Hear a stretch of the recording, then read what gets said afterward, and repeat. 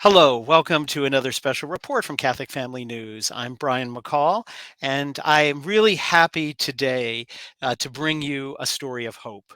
As we say many times in our weekly news roundup, we often have to talk about difficulties in the church and the world, crises we're going through. But we really do like when we have a story that reminds us that whatever the victories or defeats that are going on in battles, we already know who's won the war. God is in control. God is in control of the church and the world, and He can do anything. I mean, He wants us to do our part. But in so many ways that we cannot anticipate, he can intervene in history and bring many good things out of bad things. And one of those stories we've from time to time reported on, particularly in 2020, was the horrible events that started in March of 2020. Won't categorize them, but those everyone knows what happened in March of 2020 when things were shut down and people were really caught off guard. I know we were. We had no idea really what was about to happen, but that God brought many good things out of those events, things that could have never been anticipated. So we're going to be joined in this show by a group of people from Northern Virginia who are going to tell us their story of what happened in Virginia. So I'm welcoming to the program Erica Zapata, John Zapata, and Melanie Adams. Welcome. Thank you very Uh, much. Thank you. So, as I said, all three of our guests live around Virginia, and they're going to tell us an amazing story that happened in the spring there near the Front Royal area. Front Royal, for those who may not be familiar with Virginia, is just due west, pretty much of Washington D.C. It's where Christendom College, if you've heard of that, is located. So it gives you a little geographic sense. So maybe if one of you can explain to us where, or each of you, if you want, what you were doing before March of 2020. Were you going to traditional mass? If so, where were you going to mass? And then what happened to that mass in the spring of 2020? So maybe we'll start with Erica Zapata, if you want to start. Sure. My family's always gone to the traditional mass. I've always gone to the traditional mass. I was raised a cradle traditionalist. For years, we attended mass at St. John's. In 2020, really just because of the availability of the confessions, better confession times, we were attending mass more at the canons regular in Charlestown. But Front Royal was really our liturgical home for decades. We went to mass in that area. In 2020, we we got news like everyone else did that the masses were closing down, and at the time, the 10-person limit was an issue because we had 10 children in the house still. Oh, So that no one would say mass for us, and really, honestly, we you had mentioned how asking how we got the mass started. The answer really is we didn't, and that's really what makes this story amazing to us, is that we didn't. We prayed like mad for God to send. In our words, I was asking God to send a champion. I said, you raise saints in every age. We need one more than ever. There is no one who will bring us the Blessed Sacrament. We can't have you without the consecrated hands of a priest. We know you have one up your sleeve who will do anything you ask, and we are begging you to command him and come, because we can't have you until you command him. He will listen. He will come. And we made an act of confidence. And it was incredible that out of the blue, 50 accidents happened at the same time. And this priest showed up in Front Royal. I found out about him from a text from someone I met by chance the day before, telling me that there was a lockdown mass. He was in Front Royal by accident. He understood that the mass was being set up for his Maryland chapel, because Maryland had already locked down before Virginia. He needed to say a mass in Virginia. He understood that he was going to the Herndon area. He didn't realize till the night before that the person setting it up set it up in Front Royal. So he said, for one Sunday only. And he showed up to say mass for one Sunday only for his Maryland chapel, and there were so many people signing up that they had to bring extra priests. They did 5 masses, and even with that, because the Arlington diocese, you have to understand, had the highest concentration of Latin masses in the world at the time. There wasn't nearly enough. My sisters didn't get to go to mass. Many of my friends didn't get to go to mass, and it was from there on. That's where it started.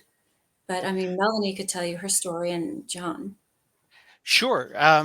Yes. So maybe if we go to Melanie, if you can tell us where you were, and I guess maybe you explain St. John's. I think is the church Erica mentioned. If you tell us a little bit about what is that, a diocesan church or what it is, and then again your perspective up to this point about what happened. Right. Yes. So Erica and I have been friends for many years. We actually attended Christendom College together. And yes, for many, many years, St. John's in Front Royal, Virginia was our liturgical home. We went to the 12:30 indult mass there and deepened our friendship, our families. So in the spring of 2020, all the masses shut down. And I remember, communicating with Erica, our mutual dismay about, what are we going to do? It was really the first time in my entire life where we were faced with no mass to go to. I mean, it was incredible. It was an incredible feeling of what we were going to do as parents, what's going to become of our children. And I remember I signed her family and my family up for a parking lot mass down at the SSPX parish down in Richmond. And then Father Reuter, by this happy accident, comes up to say mass. I think it was the Feast of the Annunciation, if I remember correctly.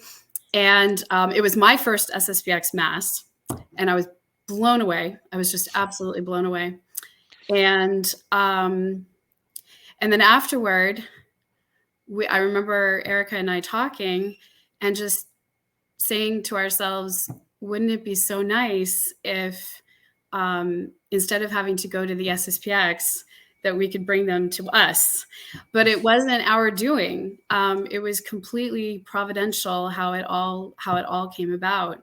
And it's just, and that's what makes it an amazing story.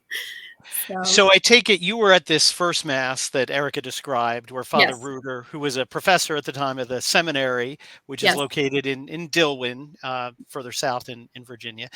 So he's thinking he's coming to his Maryland chapel in exile here in Virginia, but you all show up. About how many people would you say were at that first mass?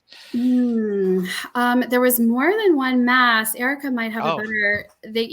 There was, as I recall, there was more than one mass, and the circumstances were really unusual because it was all by word of mouth. It was all, as I recall, I believe it was all a sort of invitation only by phone, if my memory serves me correctly. And I believe there was more than one mass, and the one that we attended was well attended.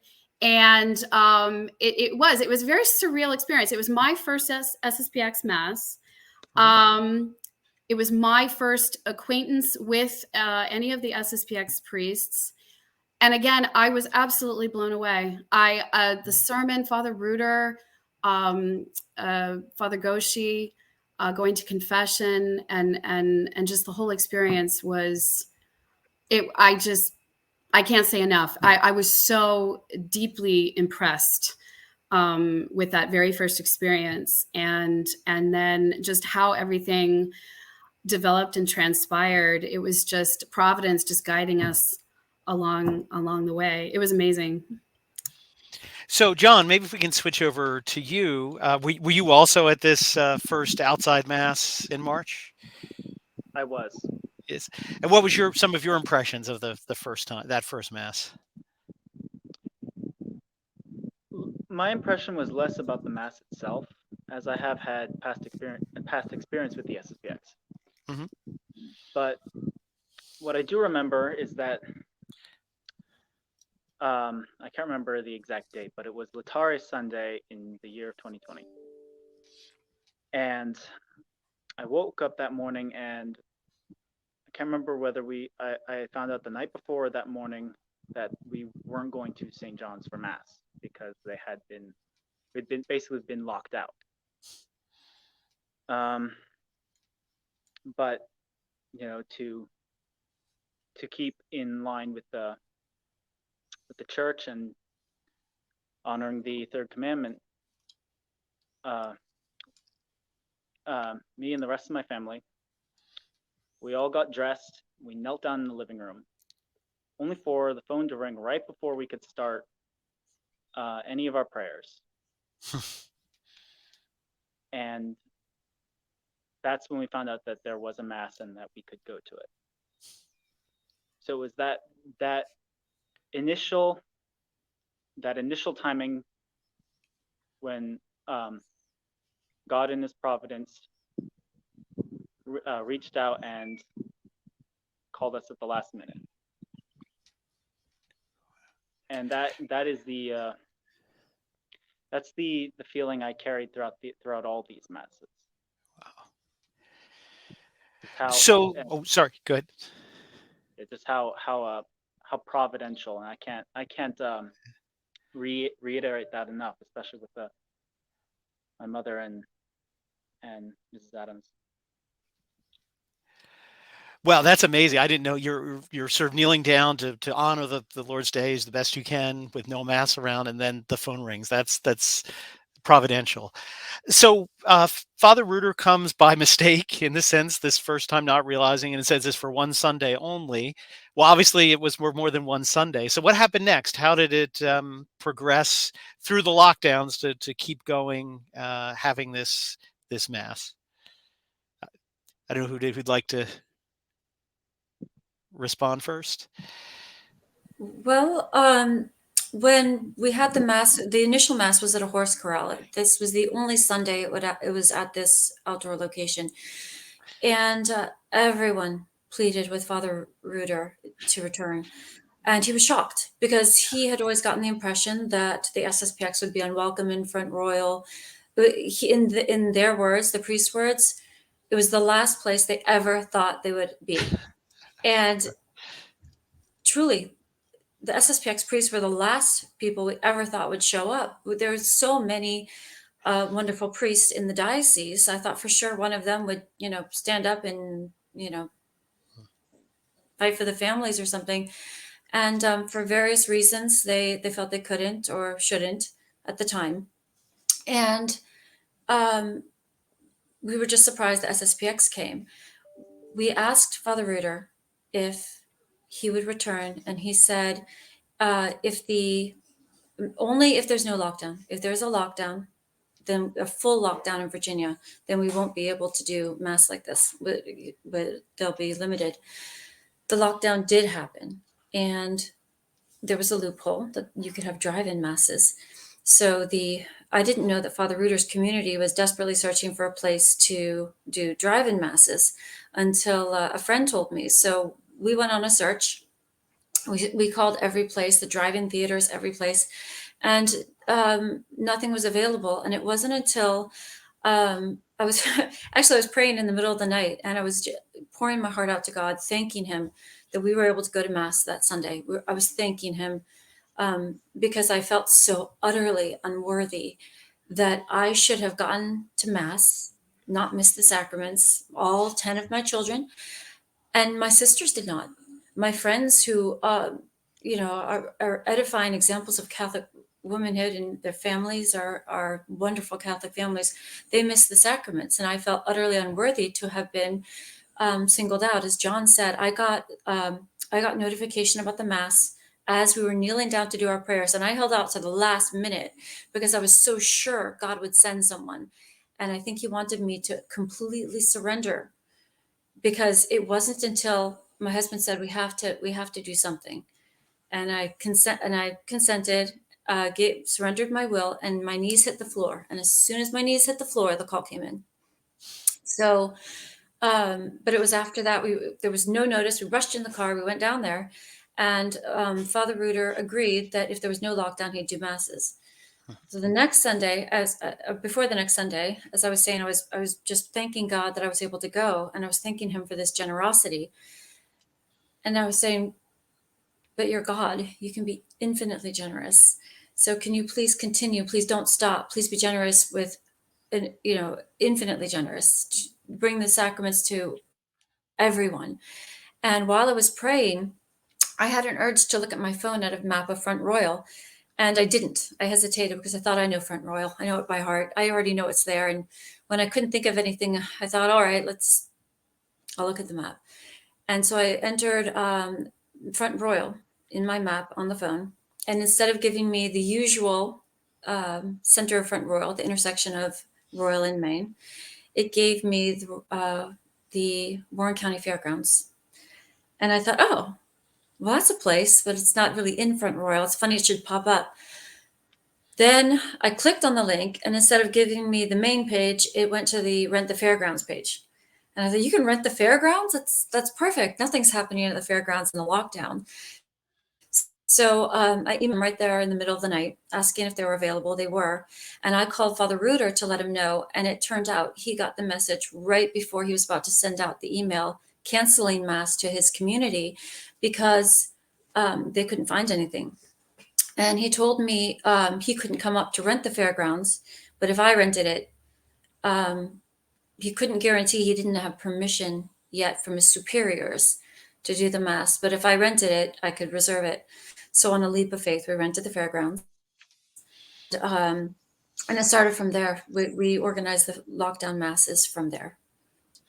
So your first week, just recap, is in a horse corral, and then you find, again, an amazing story that how I love that story. How when you just surrendered your will, the phone rings. Because so many times, at least in our life, when you sort of reach the end of your rope and you think, "All right, God, I've been praying. Well, when are you going to show this to me?" And you finally let go. Then all of a sudden, God steps in. Shows you the fairgrounds. So then, how long did the Masses go on at the fairgrounds? The Masses went on until basically the Masses went on. At first they were week by week. They said, well, we'll see how it goes, and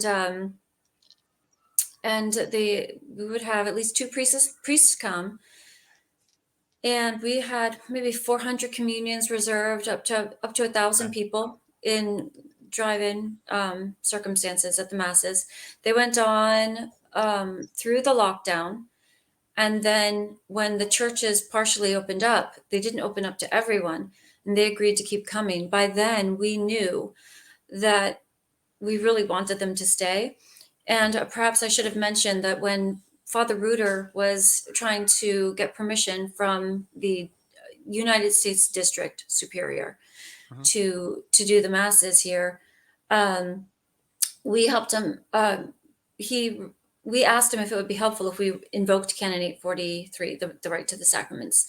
And he said, yes, give it to me in writing. So we did. We invoked the right to the sacraments and in a petition. And for the temporary Masses, he submitted that and got permission from the district superior, Father LaRue, the rector of the seminary, St. Thomas Aquinas Seminary, which is its own district. He had already given permission. He has been exceedingly generous with us, with our community. But eventually what we did was we wrote a petition to Don Pagliarani of the superior of the SSPX in Menzingen. And he petitioned him for a permanent mission. And we didn't know that the whole time we were having the lockdown Masses, Bishop Fillet had been stranded at the St. Thomas Aquinas Seminary because the airports had closed, and he was stranded in the United States. We didn't know that the priests were coming back with reports every single Sunday about these people of faith who were coming, and we came from all different walks in life, some from the Eastern Rite, some from the West, some had never heard of a Latin Mass, some were already SSPX, diocesan, independent, but very much, we're a hodgepodge community, but very much united by this adamant belief that the holy rights of God and the supreme rights of Holy Mother Church have to be upheld. We have to continue to practice our faith, and we would rather die with the sacraments than live without them. That was it.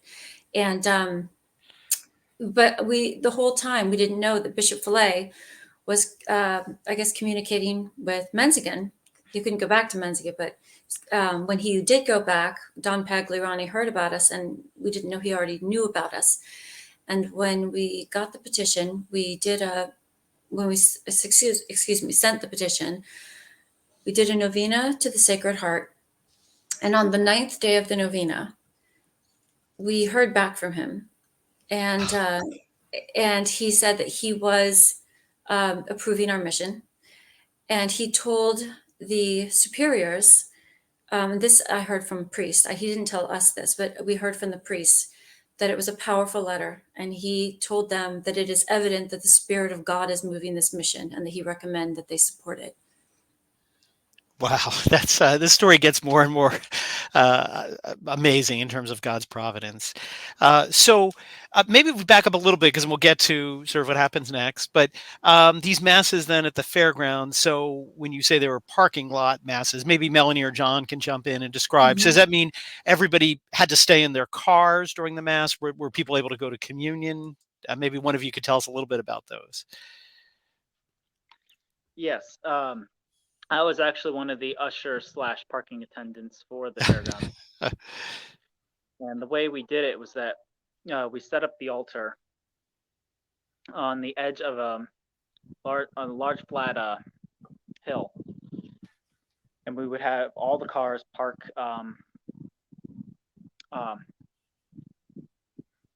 in front or behind, however you put it, facing the altar. And we wouldn't, at first, we especially wouldn't allow more than 6 people out at a time, because we tried to keep an 8-person rule, so that we wouldn't go over 10. And we had plenty of challenges and difficulties, but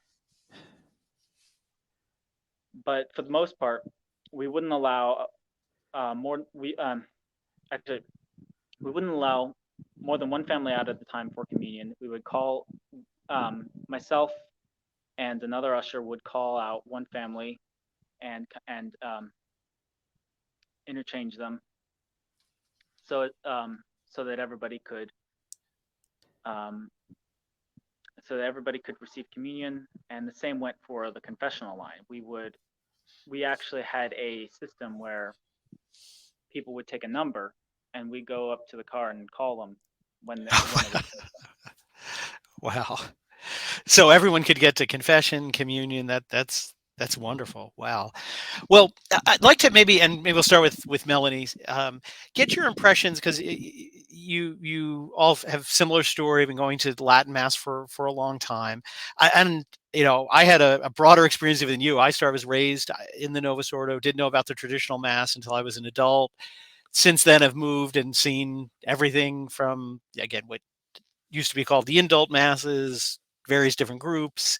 But it's been a long time I had not ever been to a Society of St. Pius X Mass, or a Mass offered more properly by a priest of the Society of St. Pius X. And I have to say, I certainly had certain preconceptions or thoughts from things I'd heard from people.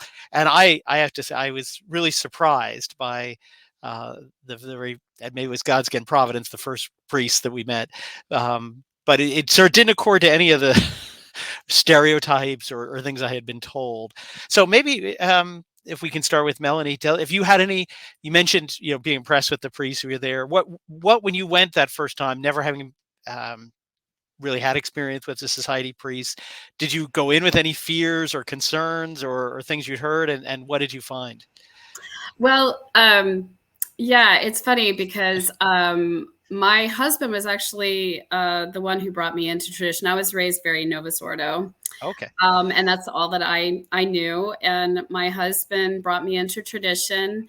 And but I remained very, not just skeptical, but pretty prejudiced against the SSPX for most of our wedded life. And it wasn't until the lockdown that my eyes were opened. It was coming face to face with not having the Mass, and particularly as a parent, as a mom, feeling panicked that my children were not going to be fed, that there was everything was closed down and the churches were literally locked to us. And so when I went to that first Mass at the horse farm on the Feast of the Annunciation, I remember feeling, it was a very surreal feeling of sort of like, ooh, this is very clandestine, this is, back alley Mass, and I just remember feeling, wow, this is really strange. But like I said, I was blown away. Father Reuter, I mean, the sermon, I remember that Sunday was just phenomenal. It was so meaty. There was just so much meat. The priest that I went to for my first SSPX confession was just absolutely fantastic. But I think with all that said, there's one event that sticks out in my mind, and it was at the fairgrounds, and it was actually Holy Thursday. And I remember sitting, it was an evening Mass. It was pretty chilly. And of course the protocols, for the priest, as far as the distribution of communion, it involved a lot of, cleansing and, the antibacterial business and all of that. Yes. And I remember sitting in our car, in our van with the kids, and watching Father Reuter. It was pretty chilly that night, and he's out, preparing to distribute Holy Communion. And I remember watching him from the comfort of my van, and I could see he was shivering, he was shaking. And I just remember being so deeply impressed and thinking to myself, that is a priest. That right there is a priest. And the sacrifice that I was witnessing, the fact that these priests that were coming to these fairground Masses are driving 3+ hours to come and to be our spiritual fathers, to take care of us, and the sacrifice, all of the sacrifice that was involved in that for them. It was very humbling. It was very humbling, and it made a very, very deep impression on me, and on me, and especially as a mother, just watching these men feed my children and provide us with the sacraments. And sort of related to what Erica was saying, just feel so blessed. My family never missed a Mass. We never missed a Mass during the whole lockdown. Never missed one Mass. So, and I also just want to say a word here about Erica and her family. The amount of sacrifice that their family in particular put in with, like her son, Johnny, and his brother, Michael, and hours and hours that they would spend every Sunday setting up, because of course the entire altar, everything had to be set up and broken down, and they would spend hours on every Sunday taking care of 2 Masses, the setup, the breakdown, tents for confession. It was just all of the logistics, and their family really was responsible for most of that. And it was a lot. It was a lot. Wow. Well, I don't know if either John or Eric would like to share kind of on that top. Well, John, I guess you had some experience with the SSPX priests before, but it's interesting. You mentioned the sermon. Melanie. And one of the things before we first went years ago is that, the sermons are, wait till you get there. They're so mean. They're going to yell at you from the pulpit, tell everything you do is horrible. It's all going to be focused on criticizing and attacking everybody and attacking this person and that person.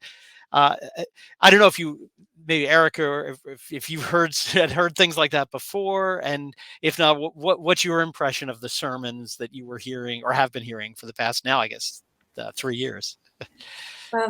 Honestly, the sermons have been nothing but edifying. They have been so profoundly uplifting spiritually and informative that, I mean, it has been a long time. It has been a long time since I've heard sermons like that. And I don't know that every priest has this gift. You know, we do have some familiarity with the SSPX, and we've had wonderful experiences, but everyone has their individual talents. But we really hit the jackpot here, because God sent, not comparing, better or worse or anything, but what he sent was the seminary priests. Yes. And it must be understood that the seminary priests are filled with this zeal, because they spent every day instilling into young men what it takes to be a priest. And priests who leave the seminary, they're ordained, they have this zeal, they carry it with them, and they're out to save souls. And then you see over the years, the daily grind can bog them down. And there's a different beauty in that. There is that beauty of this long suffering and this perseverance. And you see the cross that they're carrying, and still they perform. And there's a beauty in that. And so it's certainly not anything to diminish. But at the same time, we have the seminary priests with a full-time job of seminary professors. You think they would crash on the weekends, but instead, the full-time job of a priory on the weekends, they're so burnt out tending to us, and yet they're so generous, and they come with this zeal, the same zeal that they had. Every mass is like their first mass. Every sermon, they pour out themselves, because their job is to edify, train, and uplift these men, and to prepare them for ministry. And so we really get like the Navy SEALs of the SSPX with the seminary priests, and we've been so spoiled. But you could go a long way without me encountering such an impressive, truly impressive group of holy men. It's been wonderful. I can't reiterate how wonderful it's been for us, especially under Father LaRue. And I mentioned it before, but I'll say it again, because he's leaving in August. He's been rector of the seminary for about 30 years, I think, 30 years, if I'm not mistaken. And early 2000, I think a little shorter than that, like about 25 years. Yeah. Okay. But he's been assigned to France, and it's been a long haul for him. Yes. But we've been saying, the COVID lockdown was like a pop quiz for priests worldwide. it was a pop quiz they weren't prepared for. And what we noticed, and this may be just our misreading or misinterpreting, but what it seemed to us to be is a question of what are you first? Are you a litigator first? Are you an administrator first? Yes. Are you a nanny or a doctor first? Or the caring for the physical welfare of your people, or whether you're going to have liability issues, or whether you're going to get your hands smacked. What's your first concern?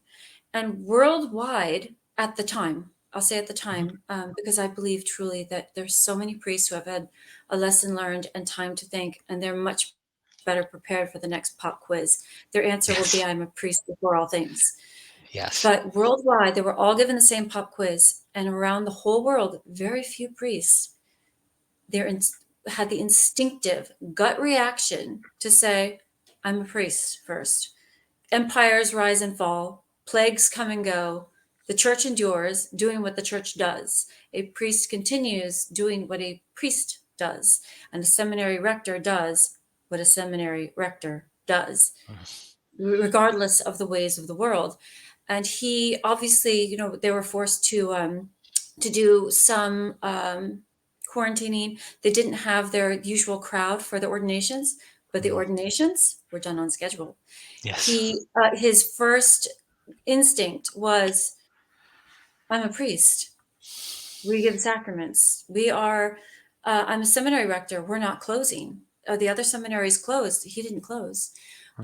He proved that his metal to us, that it's very precious. It's very rare metal that he's made of, that he was one of the few that had the gut instinct reaction.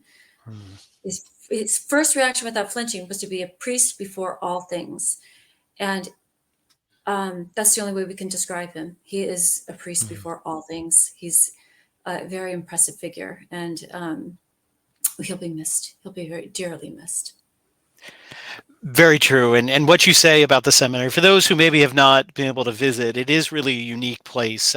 Actually, the year before COVID, 2019, that Holy Week, my wife and I were able to go and spend the whole Triduum there and attend the seminary, which we've had some very intense Holy Weeks for different reasons. The COVID year was as well, because we were outside in cars, and but that year at the seminary was the most edifying Holy Week I've ever been to, because it is, as you say, a very unique place. That's beautiful. Well, I do want to circle back on what you were saying earlier and talk about now, because we've talked about the Mass expanding from the one Sunday through the lockdowns to petitioning for a mission. And you mentioned, I think it was you who mentioned Canon 843. So just for our viewers who are maybe not familiar with that, this is Canon 843. It says, sacred ministers cannot deny the sacraments to those who seek them at appropriate times, are properly disposed, and are not prohibited by law from receiving them. So again, this duty in canon laws, you were just saying, one of my first, a priest, that the faith will have a right to the sacraments under law, and that the priest have to respond to that. So the Virginia did reopen, as you said. I actually was there for the ordinations in, what would be 2021, the diaconal ordinations for my son, who was ordained that year. And it was the day that Virginia completely reopened, I think the day we arrived. So eventually things reopened and went somewhat back to normal. But the priests are still there, and you're no longer in the fairgrounds. So why don't you tell us a little bit? I looked up on the website, and there's a little picture, I guess, which must be the chapel. But maybe one of you could tell us a little bit about where you are now and what happened after you left the fairgrounds. Well, after we left the fairgrounds, Melanie knows we worked very hard, and people would stop and say, thank you for keeping the ball rolling on this. And we say, we're chasing it frantically. It was such a providential movement from the beginning that it almost had a life of its own, and it took off, and we were just serving it. It's hard to explain. I mean, if I could just give you one little description of how God's fingerprint is on every part of this. Father Reuter, my son John pointed out, has a German name that means, the Reuter in old Germany was the one who would dig up tree stumps in deforested areas to prepare land for farming. And he didn't own the land, he just prepared it. John looked up our name, and we discovered Zepeda was someone who clears the land of trees, leaving only the stumps. And it's kind of funny because Father Reuter couldn't find a place until we kind of cleared it for him. But we thought it was humorous. But then John could probably continue for you, because Vasal, Father Vasal, when was filling in as a temporary pastor, so to speak, when Father Reuter was being reassigned to Calgary, and to be the prior in St. Denis in Calgary, and they were trying to find our pastor.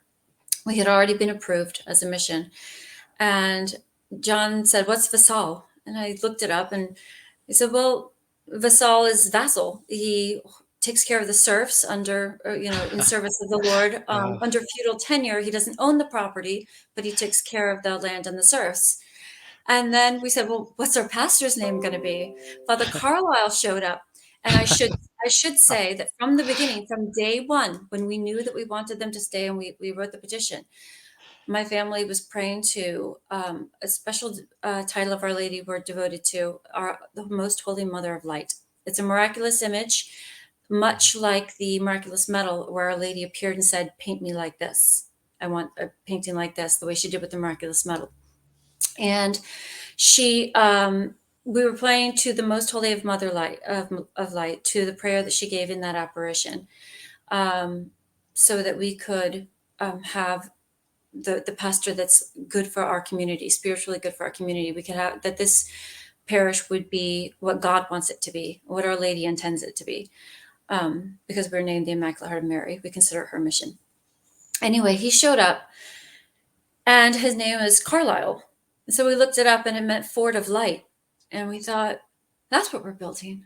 Okay, and we just knew, because we were praying to the Most Holy of Mother Light, Most Holy Mother of Light the entire time, that we thought this is her pick. This is her pick, and he has been a fort of light. I can't. He's very edifying by word and example. Wow, that is amazing, and it's funny. It's interesting because similar things have happened with names, but God, throughout the Scripture shows us that names, the importance of names, and how names do are not just random. I mean, it's why after we lived in Europe, the custom of giving your children many names. All of our younger children all have 4 names because we were trying to get as many saints influence there as possible. But that's amazing about that confluence. Well, wonderful. So. Again, then you are assigned a pastor, Father. I assume it's Father John Carlisle, because a couple Father Yes, Carlisles. Yes, Father Father John John. Carlisle. Then, how did you end up at where you have the chapel now? That's another providential story. I could write a book, and I'm not exaggerating. Yes. If I were to say if I was to point out God's fingerprints on this Yes. project, it would take a book. Yes. We were doing mass at the lockdown masses with an altar that used to be the altar of Father Constantine Belisarius, a Melkite priest who had passed away, a wonderful holy priest, was very much a spiritual father to many in the Front Rural community. When he passed away, we ended up with this altar, and we ended up cutting it down for the lockdown masses. We searched, Melanie was with me every step of the way. We searched every possible avenue for a place to find a mass. We looked at rentals, places that were for sale, properties where we could build. We had, we even looked at funeral homes that would let us use their chapel, hotels, everything, office spaces. We couldn't find anything that was affordable, anything that would work for us. So I went to Father Constantine's grave and I said, all right, you know the woes of trying to find an affordable place to say Mass in Front Royal. Will you please help us find an affordable place to say Mass? Within an hour, I was at Melanie's house visiting her, dropping something off, and we got a call from someone who mentioned that, or was it Melanie told me? I don't remember. Melanie could remind me, but I found out while I was at Melanie's house that someone was driving past the office space and saw the lease sign go up at the same building where Father Constantine used to say Mass. And the altar returned to the building. Wow. Yeah. So is that, let me see if I think I had it. Is that this building here that's in the picture on the website? I don't know if, can you see that? Is it on your screen? Yes, the one at Yes. the top. Yes. The Immaculate Heart of Mary Chapel. That's Wow. it. So this priest used to say Mass in this very building with the altar you took out for the lockdown masses, and now you've returned. Wow. Yeah. The altar was in our basement, and we asked Father Reuter if there's anything we could do to make his life easier, because as Melanie said, there was a great deal of suffering that we just wanted to alleviate him in any way we possibly could. And he said it would be easier if we didn't have to lug an altar around, because they were driving from Dillwyn, Virginia, in Southern Virginia, to Maryland to do masses in Maryland first, then caravan with their community across the state line so they could give Holy Communion to the community, because they weren't allowed to administer Holy Communion under the mandate laws in Maryland. Then from there, they parted Oh with my gosh. the community Wow. and went to say masses for us. They were saying, I think, 5 masses on Sunday total. And then going back almost 3 hours to Dillwyn, and then teaching the seminarians during the week. It was exhausting. So when we he asked us if we could cut down an altar, we said, "Oh, sure. Everyone has an altar in their basement." And then we thought about it. We said, "Wait, honey," I told my husband, "we have an altar in our basement." And it was funny because we thought about it. We had been storing the altar, waiting for it to be properly disposed of for years, and we never had the heart to burn it. We couldn't. It was all we had left from Father Constantine. We didn't have the heart to part with it. And so we cut it down. John Adams, Melanie's husband, cut it down on Good Friday. It was remarkable because he wouldn't want me to say this, but he doesn't eat anything on Good Friday, and neither does my husband. So they were starving, working all day, cutting down this altar to prepare it for the use for the Easter Mass. And that was the day after Father Reuter had said Mass outdoors in that freezing cold weather in the hard wind. And it took an hour to administer communion with the hand sanitizer being administered between every family. And that cools you down even more because it evaporates so quickly in the wind. Yes. He was shivering cold, but his hands dried out so much that they started bleeding. And his whole body was shaking. And to see him suffering, we had grown men telling us they were crying in their cars watching him. I don't think anyone saw it that wasn't moved to tears.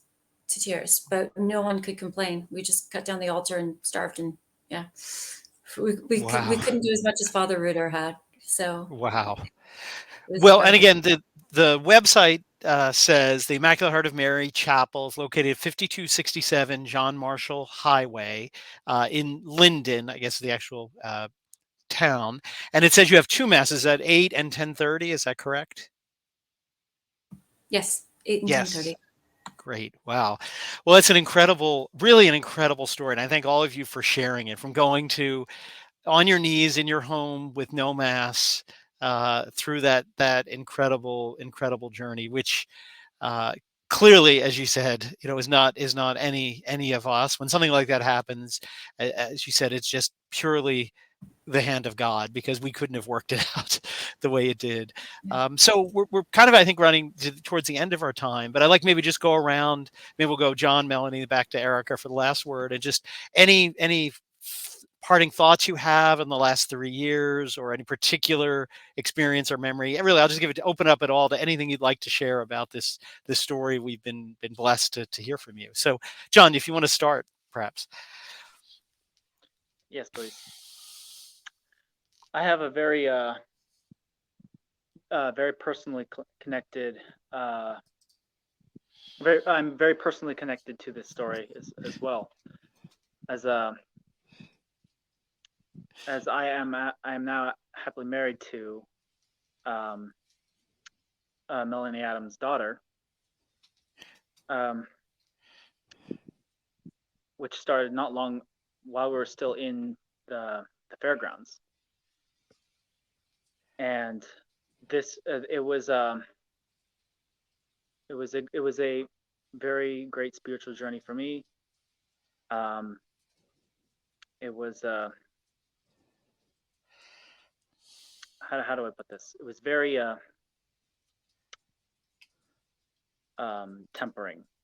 It was a very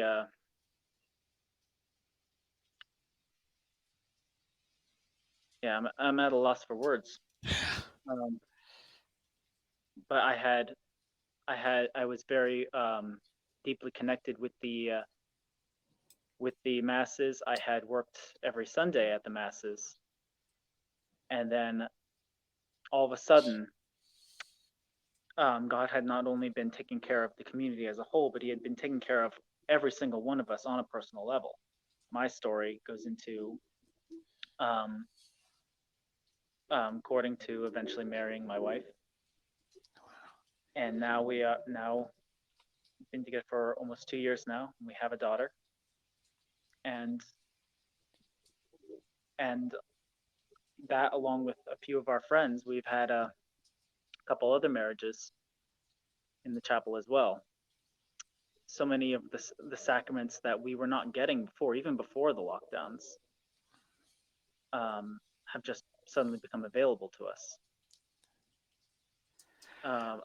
Getting confirmation for many of the children was especially hard in the traditional rite. There are so many stories of people trying to be able to do it. So many baptisms, so many First Holy Communions. Our community has only grown. It's only grown, and it will only continue to grow. Every Sunday now, finding parking at the current location is getting more and more difficult if you don't get there early enough. You'll eventually have to park down the road at a park and ride and have somebody shuttle you up. Wow. The, Well, that's amazing to hear. That's first I knew that you met your wife or started courting your wife through this. And again, God bringing good out of bad things. I mean, to bring new life, new families to be born of this experience. That's wonderful. Melanie, any parting thoughts you'd like to share? Yeah. Well, I guess parting thought, my husband and I, our family, words cannot express how grateful we are for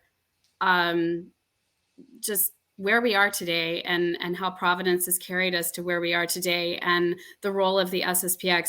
Erica touched on this earlier a bit, just how the priests that we've come to know and love, starting with Father Reuter and Father Goshi and Father Hanos and Father Carlisle and all of the other priests, that they have truly, truly demonstrated and shown to myself and to my husband and to my children that they are true spiritual fathers. They are true fathers. One thing that kept really sort of impressing on me, and I remember Erica and I talking about it, is that, with the lockdown, it was kind of like, I don't know, there was this attitude of, not the attitude with all priests or religious, but there was definitely, it just seemed like there was this attitude of, oh, well, we're just going to take a break. And, my husband and I was like, when you're a true parent, when you're a parent, when you're a real father, you don't get to take a break. And these priests that came up from Dilwyn and showed up, they were the ones that showed up. They showed up and have taken such just precious care of my children and my new son-in-law, my daughter happily married, the baptism of my grandchild, our grandchild. And also, Father Reuter was also responsible for taking care of my mother-in-law when she passed away. That's a whole providential story in and of itself, but just all of the, and just again, and going back to God, going back to the source, God, it's just incredible how he answers the deepest, most precious prayers of our heart. My husband and I were even considering moving out of the area to try to find a traditional parish, and God brought it to us. So here we are. Wow, that's amazing. Well, Erica, you've told us a lot of stories so far, but anything you want to end with? I think Melanie said it perfectly. It does. It just always goes back to God. We're so grateful, of course, to all the priests of the SSPX who came to our rescue from the St. Thomas Aquinas Seminary. But we begged God for his infinite generosity. And he responded so much more generously than we could have even imagined. And not just our community. I mean, honestly, to the whole community. As a diocese, as a member of St. John's, we had petitioned for Latin masses, for daily Latin masses for a long time. That we had already asked if the fraternity could come, or there were several different ways that people were trying to get a Latin mass chapel set up. We were never allowed a high mass more than a handful of times a year. We had to have the low mass. On Sundays, it was always at 12:30. Only a couple of days a week that there was another mass that we could go to. it was very limited. The traditional sacraments were very limited, and since the SSPX came, there's been more of an effort on the part of the Arlington diocese to keep people away from the SSPX, I think. But the result has been a bounty for everyone. Now the St. John's community has the daily Latin Mass they're allowed to have. They have a high Mass. They have two, actually, same time as ours on Sundays. And there's so many other blessings that are even going beyond our community. And so many priests from the diocese have been telling persons in our community that we wouldn't be able to do this if you weren't here. You know, keep praying, keep doing what you're doing. And all I see is more masses, more. It's just beautiful. It's beautiful to see how God just takes care of so many in one move, in one, in one action. It's really been a blessing, not just to our chapel, but to honestly the entire area around. And I think it will continue to be so for some time. Wow, wonderful. Well, maybe I'll just end with my own personal story then, because we never, the four of us have not met before this interview today. But I knew not your names, but I knew about you for the first time from my son, whom I mentioned was at the seminary earlier. He was very close to Father Reuter. He was a good mentor for him in his earlier years in the seminary, and he went to what we've now learned about in this program, these masses. And I remember very distinctly he called one Sunday very late, and he said, "I just have to tell you, I was this incredible experience today," and talked about and shared, being at this mass and the communions. And I think he said, I said, "Are you all right? Are you sick?" And he said, "No, my voice is just worn out because during one of these communions you mentioned, it was an hour long." He said, Father told me to just sing to keep, do something while it's going on. So he said, I sang, I think, I don't know how many Psalms and this, he said, so my voice is a bit given out. But I remember at the time thinking that, again, God brought this and brought him to be at the seminary at this time to experience this. And now, as some of our viewers know, I mentioned before, he's in South America. He's in a priory there. He has a mission that is way out in very rough circumstances. Probably would make the field look luxurious to where they have to have mass and hundreds and hundreds of people. And I look back on that experience that he had being a part, helping the priests as a seminarian, to see that reaction you mentioned of the priests, that answering that call, your plea for help, that so much prepared him for what he would meet in his at least his first year of priesthood, being to see that model of those other priests. And certainly there were wonderful teachers in the classroom. I'm sure they were, and they taught excellently. But I think the lessons that he must have learned watching them respond to your community are beyond anything that could be discussed in a classroom. So I'm really delighted that I had this opportunity to talk to all of you and let you share your story with our viewers. It's such a story of hope and consolation, and to remember when the next time, like your pop quiz comes along, to remember that and to not lose hope that God will, he will provide. That's wonderful. So thank you all for joining us, and thank you to our and thank you to our viewers. Thank you for listening. As always, if you enjoyed this program, please help us. We can't afford to pay to promote our programming, so we rely on you by subscribing to our channels, by forwarding the video, liking, commenting on it. That will bring this to the attention of more people. And maybe there's some people who are a bit depressed or having a hard time, and listening to this inspiring story will help their hope. So please be part of that and help us to get this either in the audio form or video form to as many people as possible. So thank you all. Thank you for sharing your story. God bless you. And we'll look forward to seeing you at our next program. Thank you.